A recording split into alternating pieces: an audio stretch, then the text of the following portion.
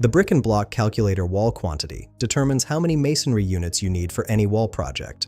Let's review the 5 input fields. First, enter your wall area in square feet. Next, input the unit length in inches. This defaults to 8 inches for standard brick.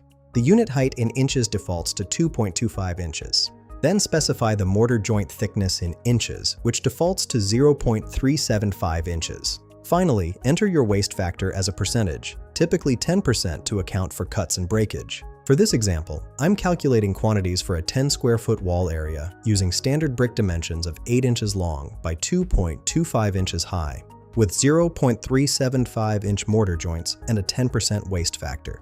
After clicking Calculate Quantities, here are the results. Units per square foot equals 6.55, meaning you need about 6.55 bricks for every square foot of wall.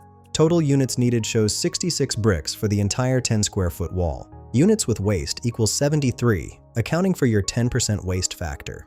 Finally, mortar bags indicates you'll need one 80-pound bag of mortar. This calculator streamlines material estimation for masonry projects. Find the link in the description below.